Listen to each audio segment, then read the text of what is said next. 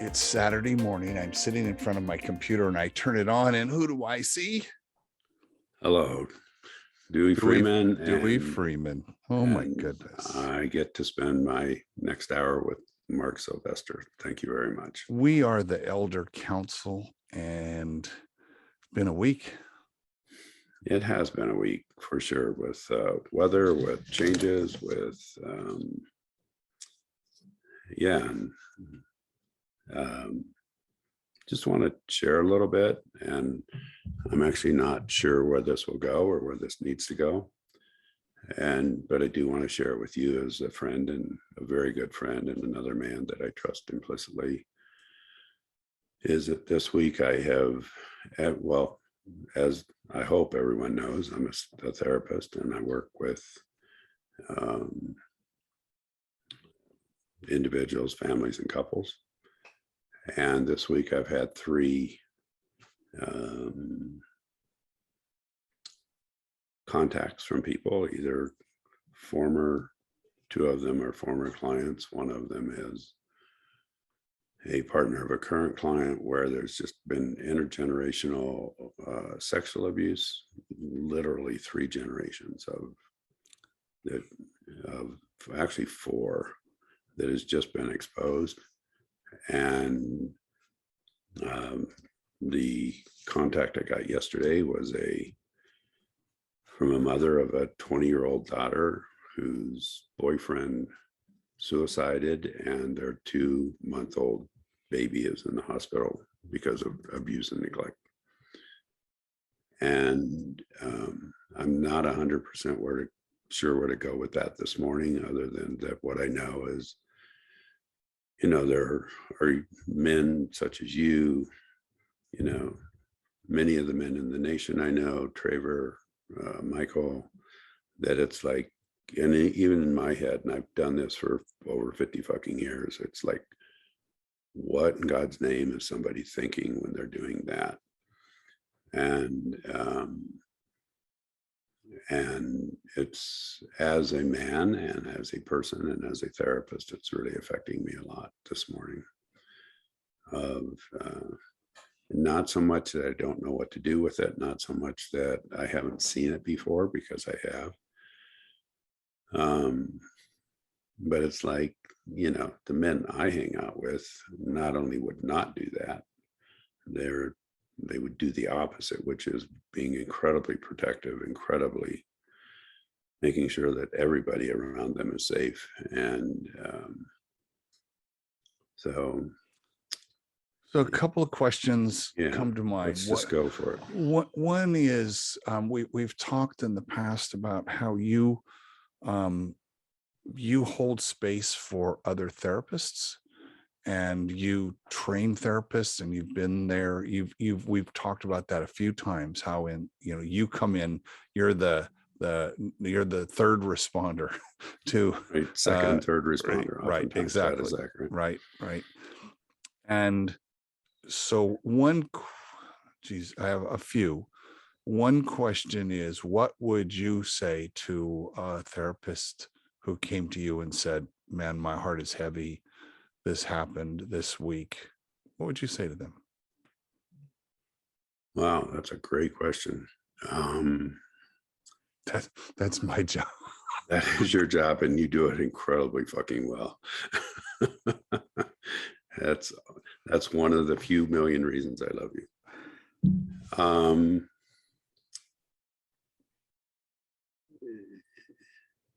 Literally, to be able to deal with this with other people, we need to, one, have our own hearts and souls clear around what we do, both as a therapist, but also as a man in the world. It's like, it's sort of like, the person who is saying, hey, you need to stop drinking, while they're, sipping on a margarita. And the other piece is to allow yourselves to grieve. Grieve for that person. This is again, this is the you're talking to yourself I'm here. talking, exactly. I'm talking to myself. I'm talking to other therapists, because we cannot pretend like those kinds of things don't happen. Um, and, and while we're supporting and helping people through those kinds of situations, is to have a place to go for yourself, to grieve, Right. to express.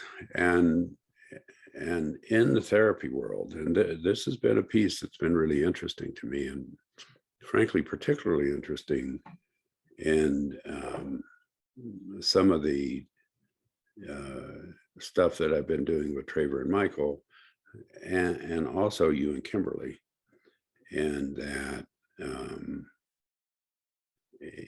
and let me just touch on the storytelling piece. There's a way in the storytelling, and for the men and anyone else who's listening to this, you and Kimberly have led us are leading a storytelling masterclass. And there's a part of the storytelling that allows for a proactive and activism kind of perspective. It's not all it is, by the way, it's a lot more than that. But the idea of sharing stories that are proactive in helping someone make changes, and even in a level of activism. And what I mean by that is a way to speak to people that they get it, and instead of just shaking your finger at them and saying knock it off, but a way to speak Stay where there. it's like, Stay there for a second. Are you suggesting that possibly now we're talking to the victim of abuse, not the abuser?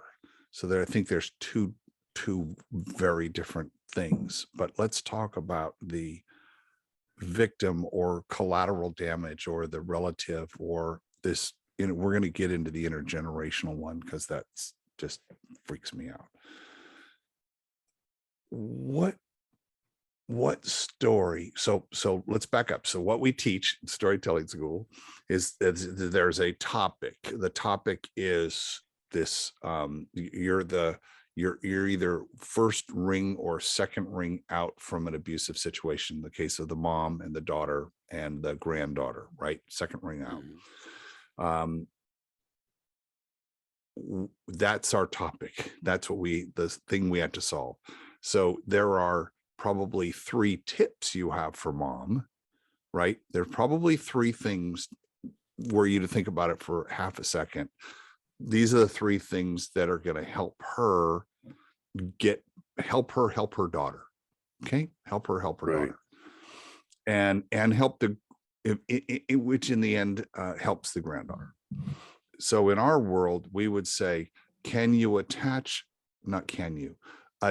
a story to each tip that helps the tip be, you want to activate, back to activism, right, to sink in. You want to activate an action in mom and in grandma that is going to not, hopefully that young person is not scarred for life. We hope. Okay. So that's where story fits. Story wraps around the tip that sits inside the lesson that allows it to sink. Because when we have that story, in my case, and you learn this, I want to paint a picture of the story so that the remembrance of the story and the person getting it is both how they feel, because they need to feel something, and a visual cue, a visual reference to that story. And then that will serve them going forward. So that all being said, that's how that all works. That's the kind of the prescription, if you will, for it. And you're asking what stories might be around that?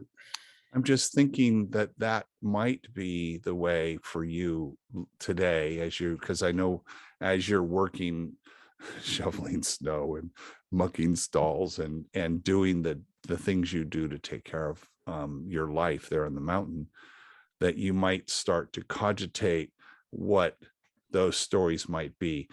Part of what I do with Kimberly is and you'll learn this in storytelling. Either I start with a story and then figure out what lesson is that leading to, because we're always telling stories on purpose. So it's story. I have this great thing happened. What did I learn? What's the lesson to impart? Or Right. I have a lesson that I need to get out there. What story could I tell, or what thing happened in my life that I could go back and look at it and think about it? Yeah, that story would lead to the lesson. So you can either start at the beginning or start at the end, work backwards. And Sure. that's how you do that. As it turns out, she and I need, I don't know, half a dozen stories a week, because we start every communication with a story. Right. Except this show, I don't start with a story, but we do We make everything. a story as we go through this We show. do. We we do. We do. So I'm constantly, hey, what do you think? So we'll think about what's the lesson that needs to come across. We had a graduation this week with one of our classes, and we said, what's the lesson we want? And I said, well, we're graduating, so we're ending. Because yeah, and I said, but it's really the beginning of the next thing. Right. Where's the story? Think now. So that was the seed planted. Find a story where you graduated and begun at the same time, and you were conscious that that's what happened, because that's the story that helps someone who's graduating hear that it's not the end, it's the beginning, which is counterintuitive. Right. And that's what we did. So that's what I would challenge, or not challenge you, but that's what I would suggest. No. Well, and you're right. I have been a professor at a university for the last 30 plus years, and exactly and many new therapists don't like me saying this, but when they graduate from a master's program, they're ready to begin to learn how to be a therapist. Excuse me, but may I say, fuck yes. Fuck yes. So thank you for speaking about this. There's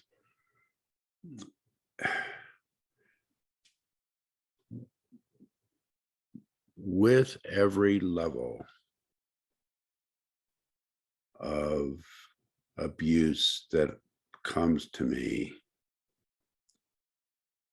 or every level of situation, every level where somebody has been abused, and I also work with perpetrators, not just the victims. I don't work with the perpetrator and the victim of the same incident, or same situation, but I often work with both, either end of that, so to speak.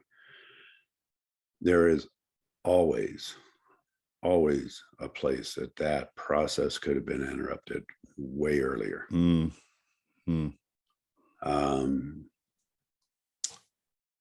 And what I mean by that is, let's say I'm talking to a mother of a 10-year-old daughter whose husband was just found out to be molesting her.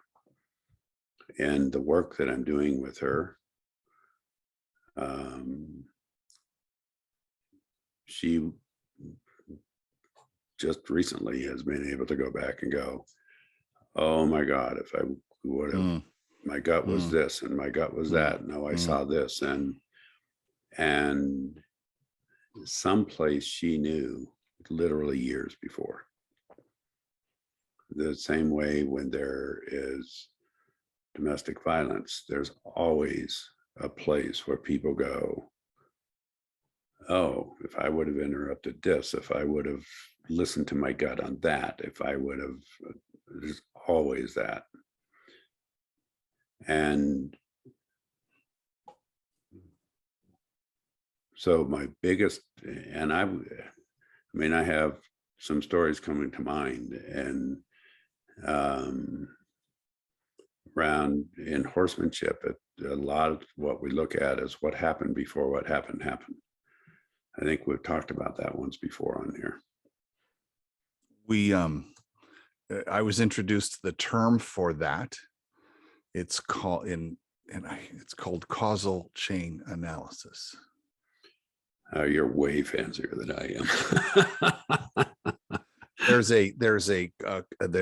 on any given thing, literally any given thing in life, we can always back up the chain of events and figure out the cause. It's called a causal chain analysis. So if you're trying to change some kind of behavior or change some kind of outcome, you look up the chain and figure out, okay, well, what was that? And then the trick in all this, I was coaching a guy yesterday, and he helps people with burnout. And the question is like, should he brand himself the burnout guy? And I said, well, the burnout is the end thing. What your value add would be working up the causal chain to say, what are the early warning signs of burnout? Because I said to him, I do a show on Saturdays with my good friend Dewey Freeman, as if there was a time machine and you could go back, because he had severe burnout at that was right before 37. So he's 47. Oh. So it's 37. Yeah. And ended up in a heart attack and all that. And I said, so when you were 37, did you know you were going to burn out? Was there, I mean, had you gone back and talked to your 37-year-old self and said, guess what, Kat? You're going to quit the best job you ever had in your life. You're going to have a heart attack. You're going to all this stuff. Would you have listened to yourself? And the visual that came to my mind was, what's one thing we want to have in our house that we never want to go off? The fire alarm. The carbon monoxide alarm. Okay. Either. Yeah, either one, right? Either one. And that's because that's an early warning that something is bad. It's, however you set that. So the point, bringing it back, is those early signals. And is it that we don't want to pay attention to them? I'm reminded of a story yesterday about a girl who was abused, that I don't know how I heard this. She was not mad at her dad. She was phenomenally angry at her mother. Yes. Was the dad the one that abused her? Yeah. And she almost said, hey, dad's a man. I'm, whatever. She discounted that, whatever. But she said her mother was evil for allowing that to happen. Yes. And in those kinds of scenarios, both are responsible. Yeah. I'm not going to let the dude off the hook. Correct. And there's always that causal chain. Is that your term? Yeah. Causal chain. And you can always go back and go, if I had acted then, none of this would have happened. And that's absolutely true. And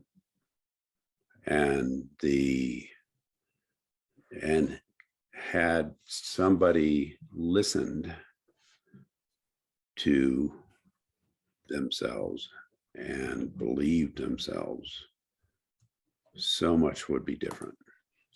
So, and actually, help me with this, Doc.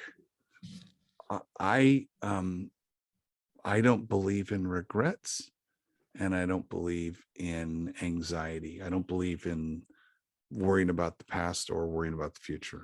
that got beat out of me my first divorce, because I learned that there was literally nothing I could do about the past. So in my case, how do you have that person not feel, the mom in this case, who is complicit to some degree or not? Mhm.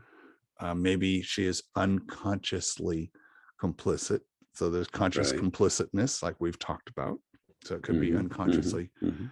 How do you counsel so the regret doesn't literally kill her? Because in my case, were I to learn that, I would, shit, why didn't I see that? I could just spin for the rest of my Yeah, you life. could spin and go down Right. a rabbit hole that you'll never get out of. Right. Regret, in the way that you're speaking about it, is a judgment. Yes. So the issue for me is not pretending like something didn't happen. The issue for me is addressing what happened without judgment. Okay. Very that So, I can fully embrace that. so if I may, I mean, just in general, no details. I mean, you've shared that some of the really, really tough times in your early marriage that you're speaking about in the divorce, and it isn't that you didn't address what happened, it's that you didn't judge what happened, and you didn't judge whatever positive or mistakes that you made in whatever was going on. And the many times what will happen is that people will go, yeah, I know my husband or my wife or my friend or my whatever is doing X, Y, and Z. And the reason that they don't listen to their gut is because they're already prejudging what might happen if they do say something or do act on something. But the biggest piece around both, I mean, you mentioned that you don't believe in anxiety, but you also don't believe in, I don't well, worry about the future. yeah. And again, interestingly enough, is worrying about the future is a way to judge. No, it's the same coin just turned over. Right. And You're exactly. suggesting it's a judgment coin. The coin is called judgment. Right. It doesn't mean that, well, you and I, um, before we started recording, I mean, I'm coming to Santa Barbara on Thursday. I shared with you the weather here is supposed to be horrible. Snow, the high on Tuesday or Wednesday is supposed to be 5 degrees. And my statement was, I may have to be dealing with that. That's different than going, oh my God, I hope that okay, what's going to happen? And it's like, it's so I am on one level looking to the future. I'm also not judging what's going to happen Correct. or not happen. Right. It's like, yeah, that I might have to deal with that.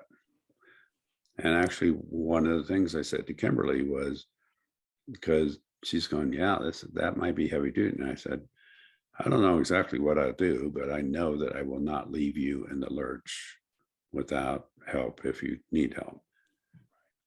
All that means to me is that, you know, if we get a foot of snow and I can get it plowed before I fly out of here, then I fly out of here. Yeah. But it's not something that I'm going to sit and worry about, because I don't know what's going to happen. Which is what about being present and being right here.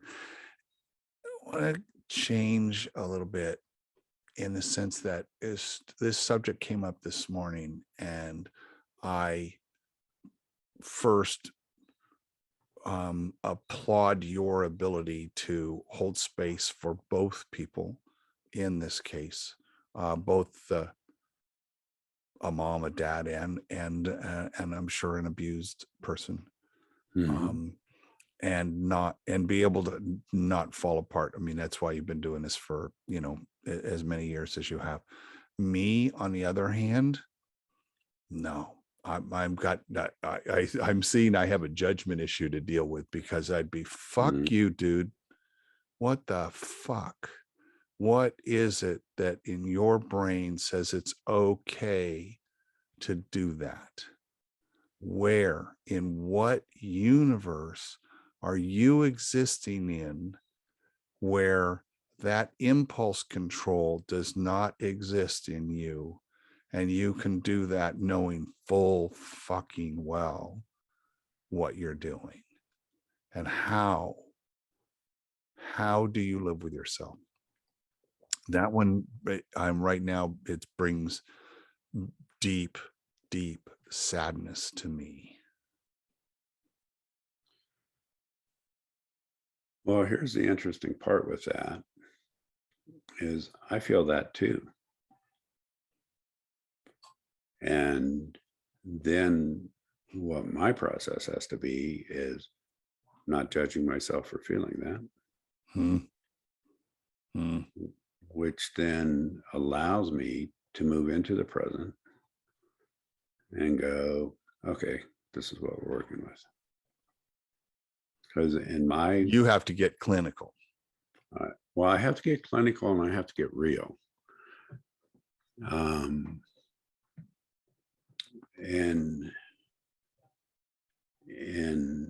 it's like, yeah, I mean, even on a clinical level, I can go back and go, yeah, there's abuse and there's this and that. I can explain it all. But that doesn't take away from the fact that it happened, and it doesn't take away from the fact that somebody got injured or maybe died. And it doesn't erase the emotional impact and the emotional dynamic on everybody involved, including you. Including me, because if I walk in and I go, yeah, I don't feel that at all, I'm above that. I mean, that's total bullshit. And I would be lying to myself. One of the biggest pieces of this is a really interesting piece is the concept of congruence is, and I'll just give an example, and hopefully in April in Austin, we'll be working with this with a number of men. Horses, everyone around horses goes, you have to be soft and you have to be really quiet. You can't scare them. And yeah, don't walk behind them. And that's actually not true at all. What scares horses is that when we're incongruent. Hmm. If I walk up to a horse and I'm like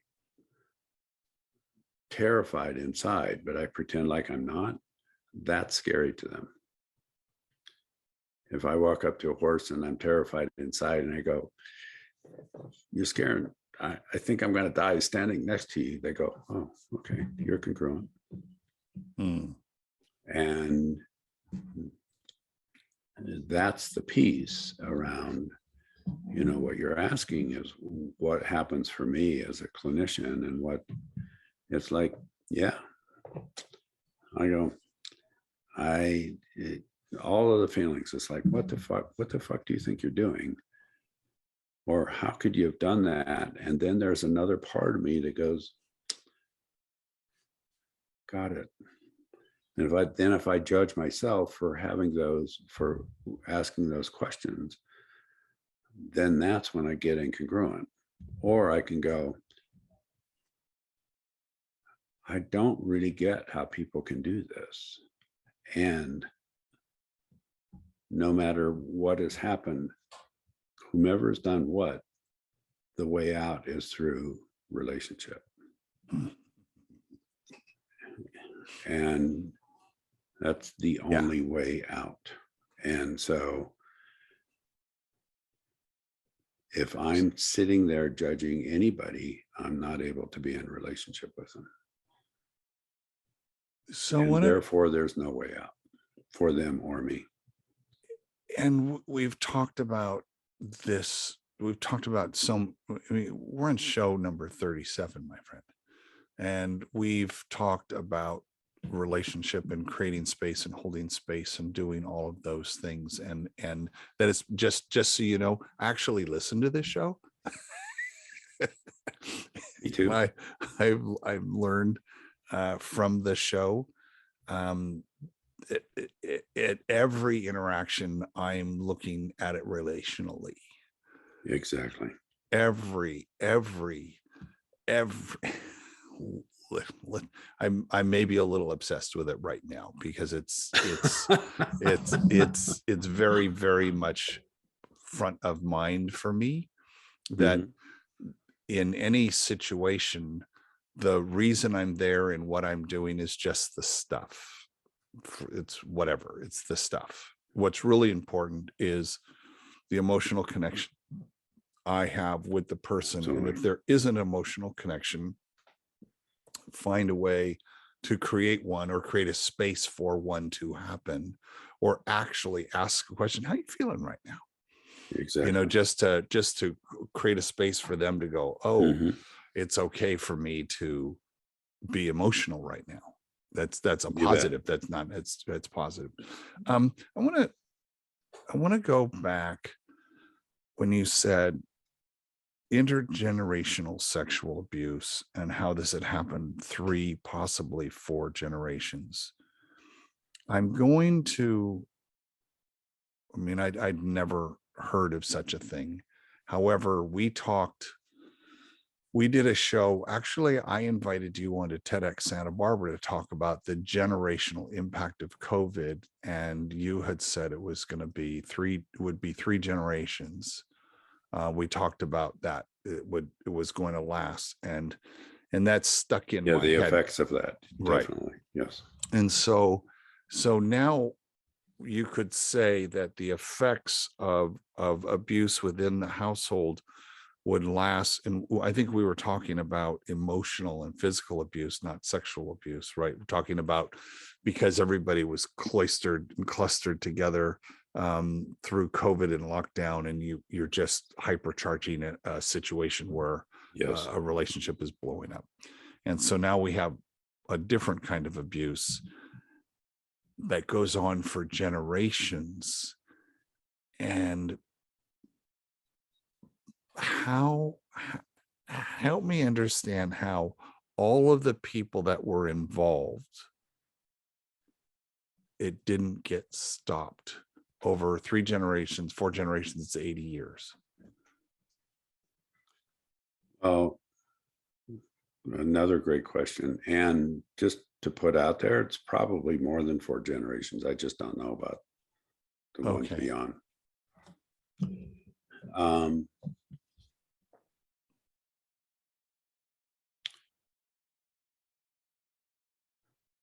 there are 2 levels that intergenerational.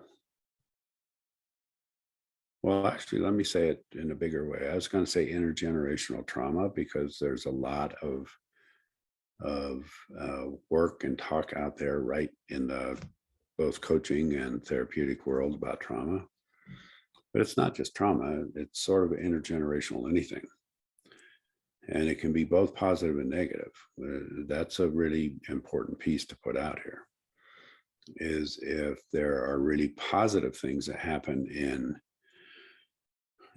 from our literally great grandparents or great great grandparents, and that can be passed down too.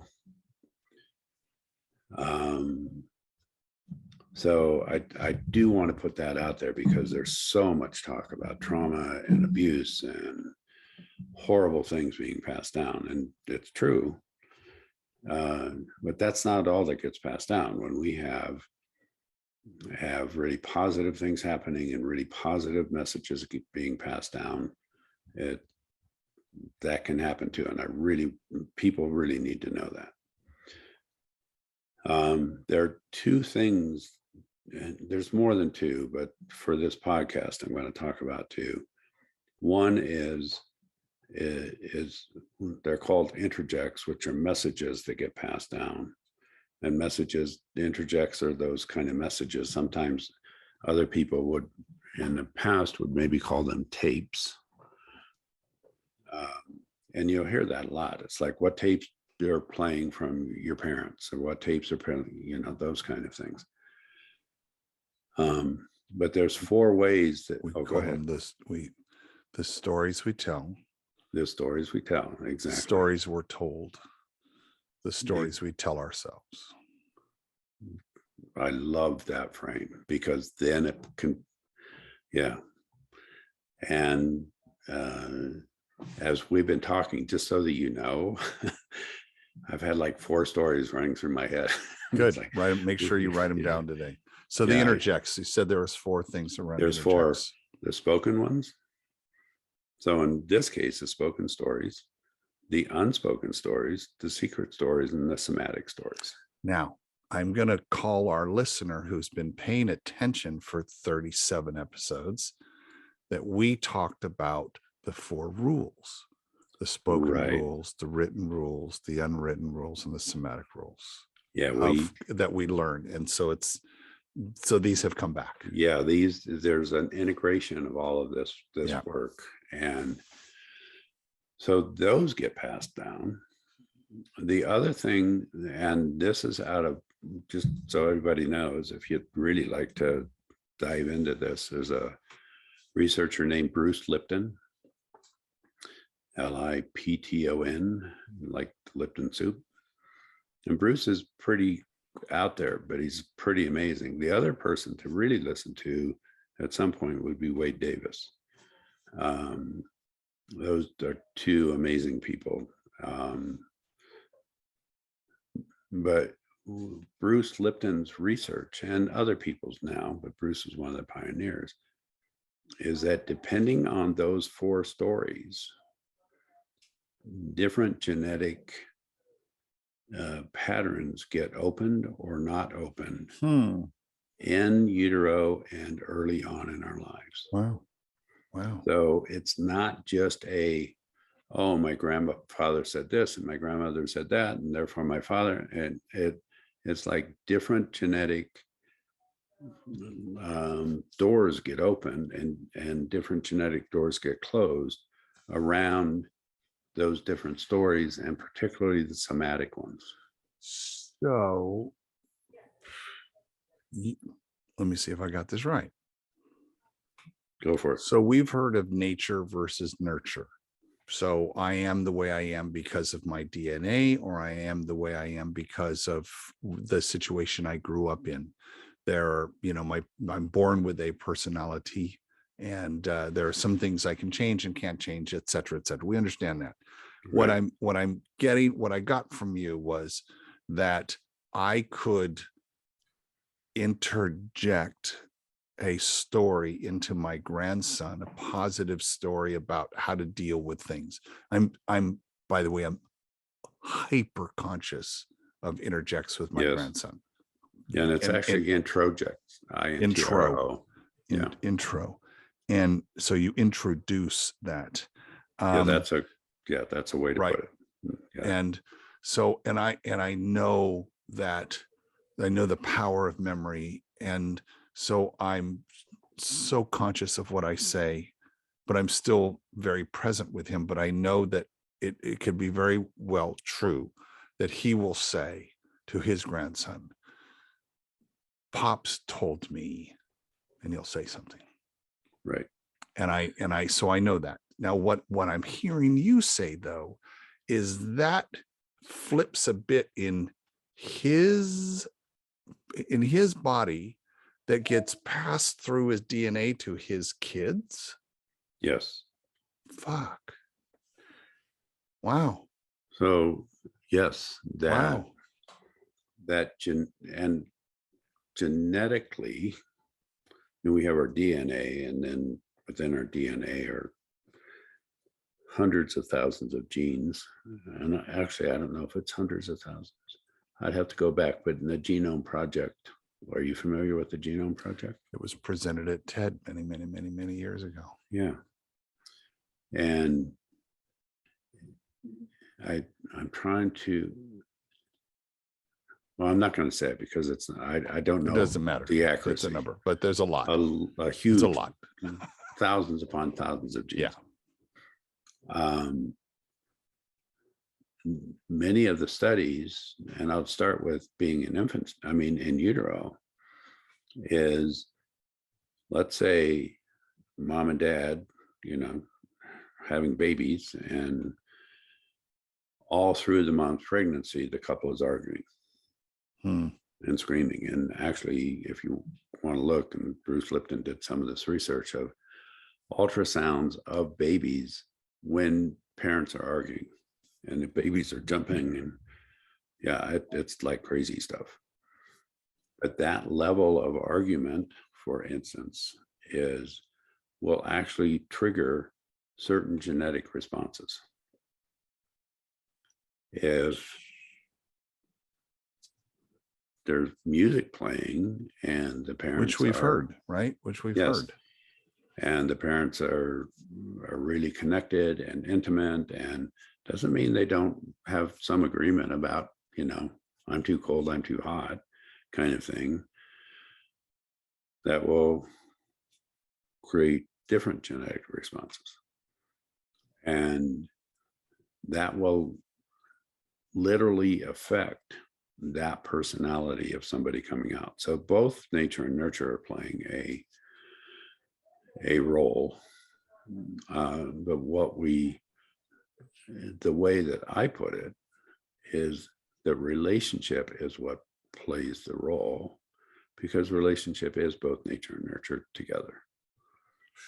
And the relationship between the parents will either trigger certain genetic patterns to turn on or turn off. Which, let me just throw in one more thing, which will actually, and these studies have been done not on humans, but unfortunately they've been done on rats. But it will trigger different levels of brain development, and which levels of our brains will develop more or less. If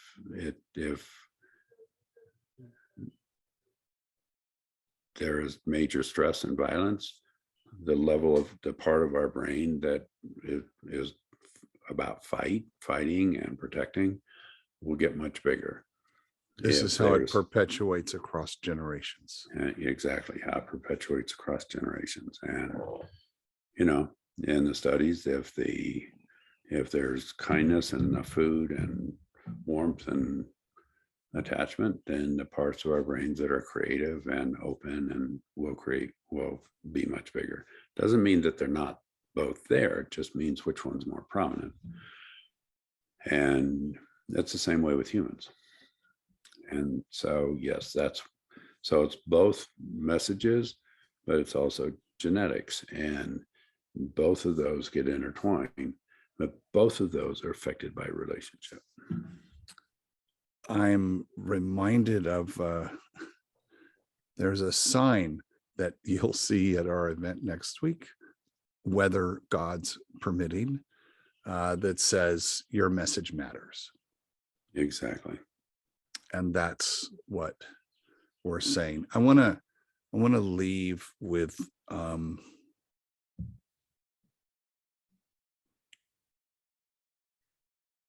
the person who's listening right now. In my case, I said I have no direct or indirect contact with this topic, this subject. As a father, as a man, as a human, I'm rife with judgment. So I'll sit with that and I'll figure that out. However, but you have this in your bones. Just you do, and I'm saying that for a number of reasons. One, because it's true. The other is, I don't want other men on this that listen to this going, I don't know anything, because that's just not true. You have it in your bones. You know this. You just haven't put it in the intellectual realm, but you know this in your bones. Yes, thank you. If someone who's listening to this is either directly a party in one way or the other, or is one or two rings out from this and it has affected them, what would you extol them to do today?